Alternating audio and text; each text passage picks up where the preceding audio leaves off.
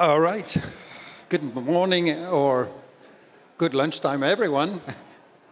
If you want to move as close as possible to the stage, because the noise in the background make it a little bit hard to hear if you're at the back of the room. So this is a fireside chat. There's no fire, but you think about it virtually. It's over there. And so I'm happy to have this discussion with Matthew. You may have seen the description of the session on the program, and I'm glad that you're interested in it. Do you hear me correctly in the room? Yeah, I see nodding. Good. So, I think we can all agree that AI wearables, the smart glasses, they are basically becoming the form factor for the interfacing with AI and multimodal AI. I think that's a starting point. It's a market that is developing extremely rapidly. It is also a market and a sector that is marked by extremely strong races. It's a race in the models of AI. It's a race in the access to the data to train the AI. It's a race for the product announcements that are coming up almost every day. It's a race for mergers and acquisitions.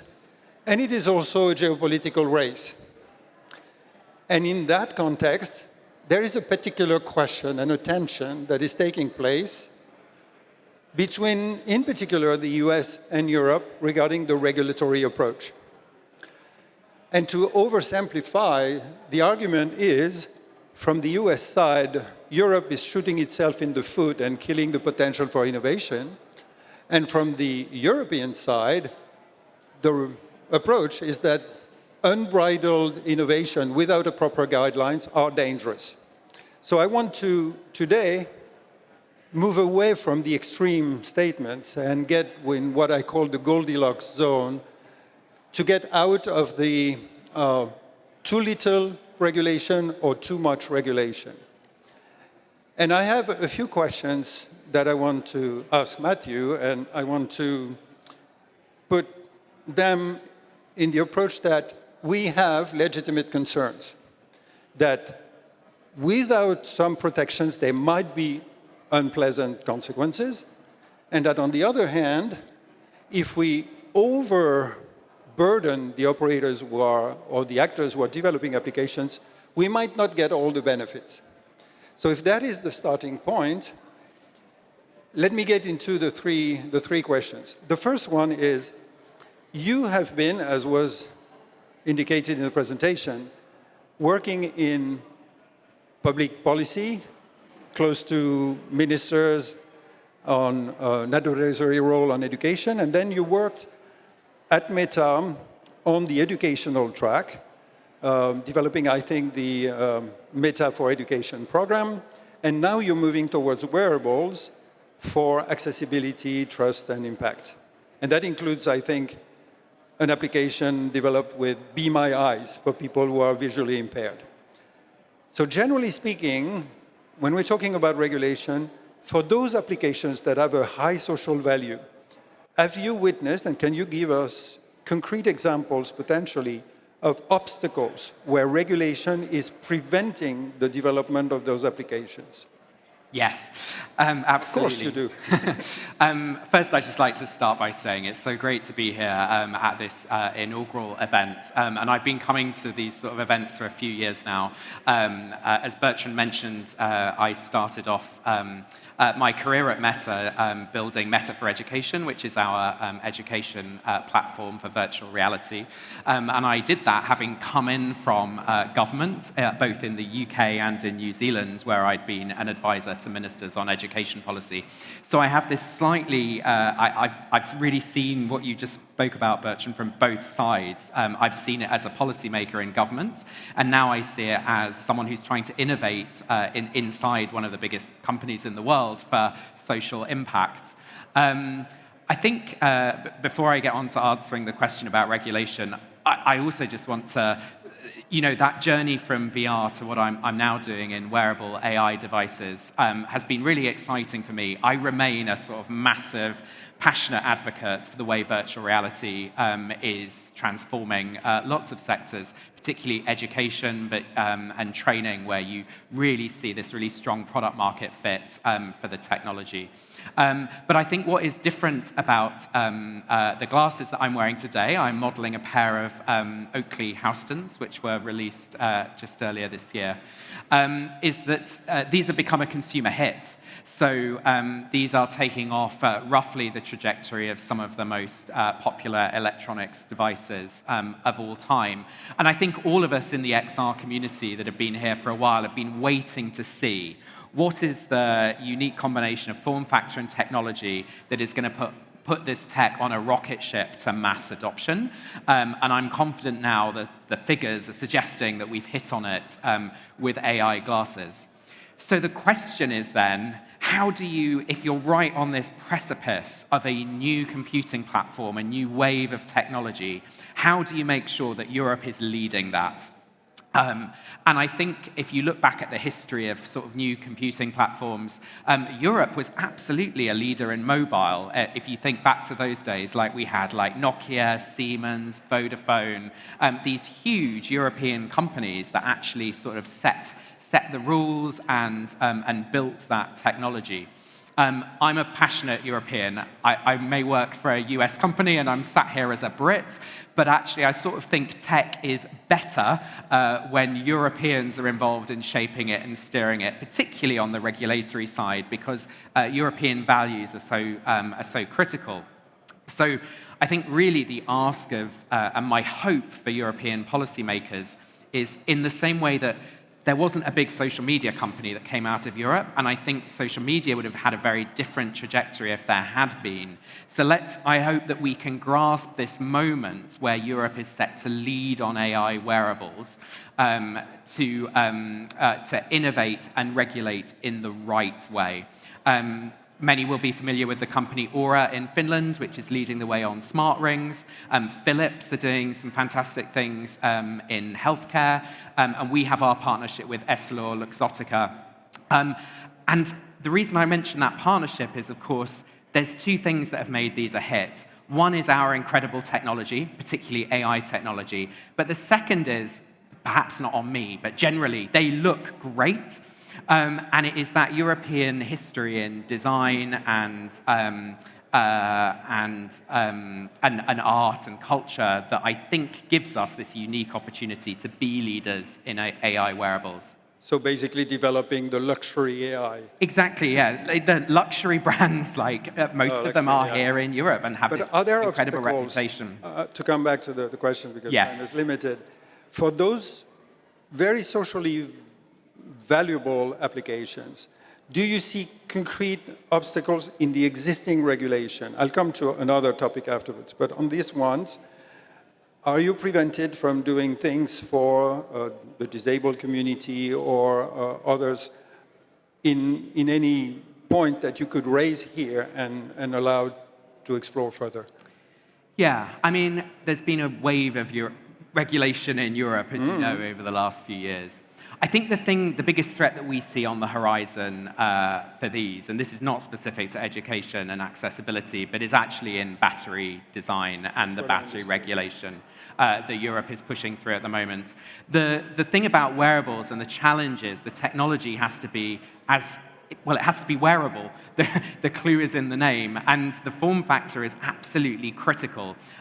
This, I think, is the best way to interact with AI. It's so natural and instinctive. But the reason it's natural and instinctive is because I don't even notice I'm wearing them because they are a pair of glasses that sit on my face.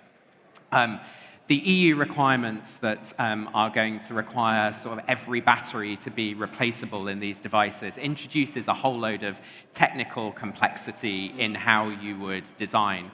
It's a really laudable objective. It always is. It always is. And I know as a policymaker, you always start from the right place. We want these devices, and we want all electronics devices to be as environmentally friendly as possible. But I perceive this from, again, having been a policymaker and an innovator. Actually, there is a real disconnect and there is a lack of understanding often in policy circles of how you make great products. It's often because people don't talk to one another in general. Exactly. So you think that a replaceable battery is going to be more environmentally friendly, but of course, actually, a battery that you have to replace means you build for a replaceable battery, whereas the challenge to tech companies should actually be, how do you build devices with the longest lifespan possible, that are as small as possible, that can unlock these fantastic opportunities for disabled people, education, so that's one of the topics. I'm sure that there are others. I want to switch, because of the time, to another question, which is, we were talking about vertical applications, but AI wearables are absolutely multi-purpose. Yes. So the trend is basically to go towards always-on sensing of the environment in order to be able to do two things. One is to build progressively a model of the world and an understanding of the world, not only training the AI on text, but also on what the environment is. And secondly, to build what people may call personal superintelligence, but also personal chief of staff, a permanent assistant that is constantly listening, hearing about what you say, and interpret what you may want to do in an agentic mode. This is the equivalent of streaming one's life and environment to the cloud to be able to be processed. This is obviously in deep tension, not to say contradiction, with the data minimization principle of the GDPR. How do we reconcile this? How can we approach this to make this a problem that allows the development of very deep functionalities without having this sort of vacuum cleaner absorption of everything in a race to intimacy that becomes an addition to the race for attention? How do you see this at Meta? Yeah. It's such an important question, and of course, I know. yeah, that's why you asked it. And of course, we have been stung on this before in the development of new media and new technology. And one of the reasons that I'm so passionate about getting this right is actually people won't use the tech if they don't trust it, and if they aren't confident that the data is being used in the right ways. It's one of your titles. You're director for trust, I am. impact, and accessibility. And they go together, actually, because actually to build trust, we need to show people that these are going to add value to their lives, but we also need to show people that they're going to be built responsibly. Data protection law in Europe is much higher than in the US, very conscious of that. Really? And that has actually set some of the global benchmarks, which I think is fantastic. I think actually, and you touched on the fact that these are multimodal, and we actually need to break down what these do and where we as a society sort of feel comfortable. So I make phone calls on these all the time. These are now like my preferred way of making a phone call because I can be hands-free. As you're probably noticing, I naturally gesticulate, and actually it's so much more natural to me to be on a phone call where I can still use my hands. I feel I speak more naturally on the phone. That phone call absolutely shouldn't be listened to by any big tech company. It shouldn't be recorded. It shouldn't be used to train data. That's a private conversation between you and someone else. A real concrete example where privacy, I think, is non-negotiable in the building of this sort of technology. Similarly, where you take a photo. Quite rightly, if I take a photo of you all now, which I actually will do, and I will post this on my LinkedIn later, you'll have seen that the light comes on, which indicated to you that I was taking a photo. But also that photo will be transferred direct from this device onto my phone, and it will stay there. It doesn't touch Meta's servers. It's not used for training data. When I interact with the AI, there's actually a bunch of reasons why, as an individual, you do want to share some of that. You want the data to, you want the personalization that comes from these glasses, being able to see what I can see and hear what I hear. And actually, we're all interested in the AI getting better. And that should come with all the safeguards around that we need to work on as societies, tech companies, regulators, individuals. But I think being really nuanced around the different types of ways data is being collected, and where it benefits me as an individual consumer to share, and what should be non-negotiably private is the right starting point. And how do you feel the discussion is going with regulators in that regard? I mean, I know that Meta, we don't have time to delve into all the different elements regarding what is being processed on the device, what is processed on the phone, what is processed in the cloud, what is being stored, what is being used for training, and so on. There are a lot of elements that are being discussed internally, and rightfully so. How is the discussion going on with the regulators? Is there an engagement that is sufficient? Is there a path towards resolving this tension, or is it going to be something that is going to persist? Because the solution cannot be we should get in Europe rid of this regulation. Do you feel confident that there is a path, and how is the interaction run? Yeah, I mean, of course there's a path, and it's really important that there is a path. But I think, and again, we're in a room full of people who've been innovators in XR technology for a long time, many of you probably longer than I have been. And actually, with these AI wearables, we have the same challenge as we had with XR, is that regulators see something new and feel both anxious because they don't understand it, as well as the tech companies that are building it do, because it's new, it's novel technology, and rush to find risks, which is absolutely the job of a regulator, and they should do. But one of the things I want to be really clear about is making sure people understand that there are huge societal benefits to this technology, just as there was with virtual reality in education and training. Share a story, a lady told me a convention for the blind that I attended a few months ago. She said, since I bought a pair of AI glasses, for the first time in my life, I can read my own post. So as a blind person, it used to stack up on the table. I used to have to get a friend come round and read out my letters one by one. Now I just put them in front and I ask the glasses to read each of my letters, and I can discard it and all of that. That's a bit of friction in someone's life that I could never have appreciated as a sighted person. We can obliterate that. And so the regulation, it's important to get the regulations right, but it's also important that regulators understand the cost if you over-regulate. And as a consumer personally, privacy is really important to me, but a bunch of other things are important to me too.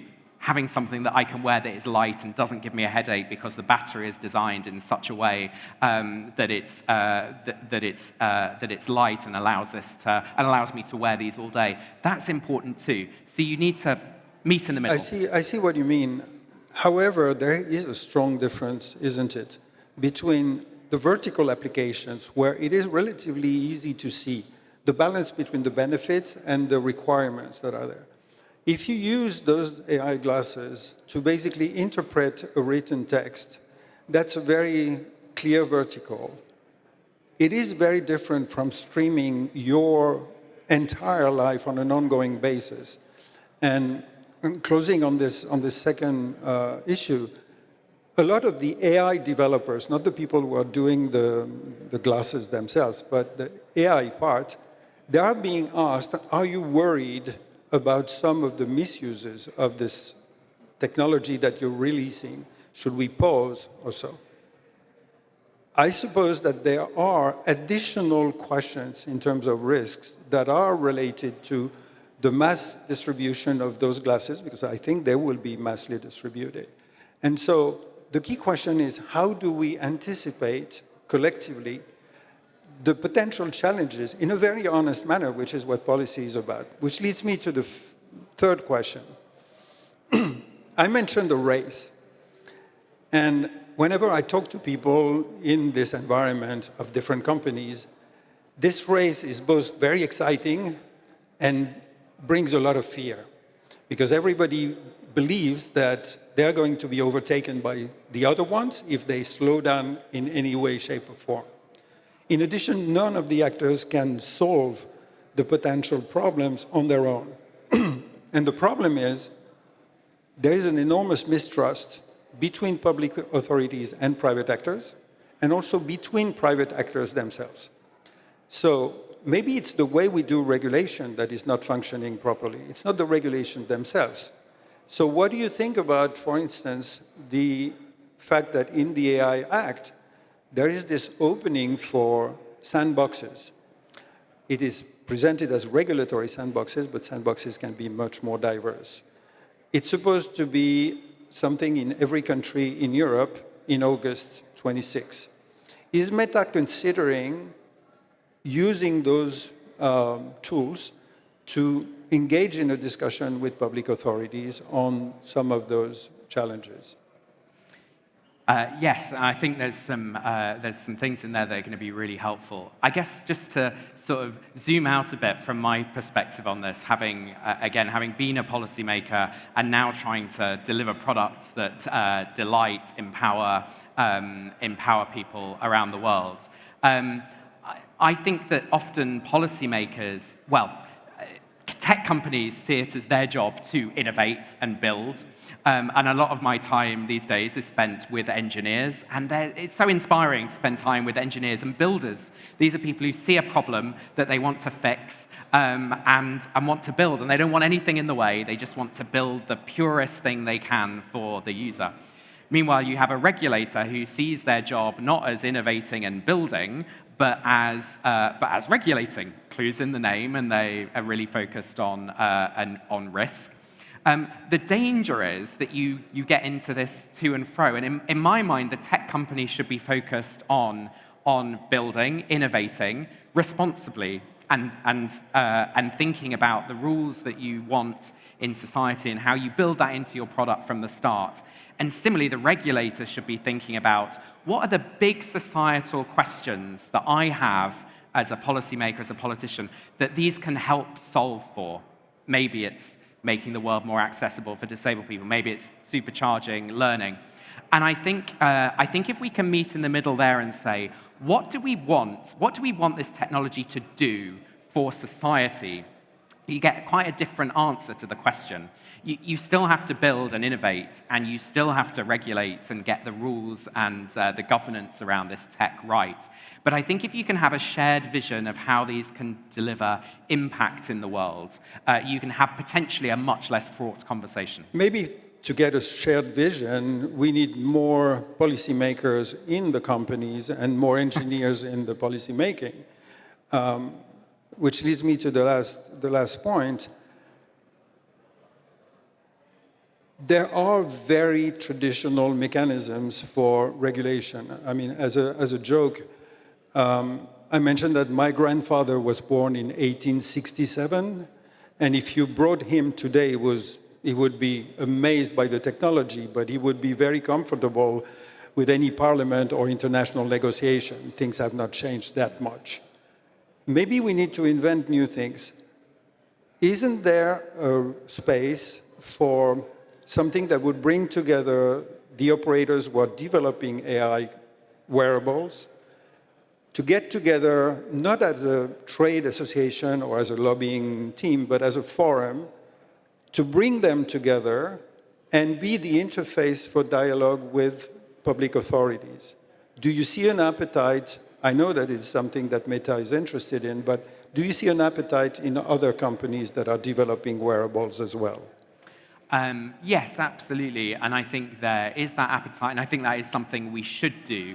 I guess what I would say, particularly as we've got a room, I suspect, of developers here, and I suspect sort of smaller European developers, is actually the voice of the people in this room is critical, because actually we announced at Meta, and we released on Thursday, our first device access toolkit, which will give developers access to the technology and the features of these glasses to connect to your own apps that you're building. So please do go and have a look at that if you're interested in building for the glasses.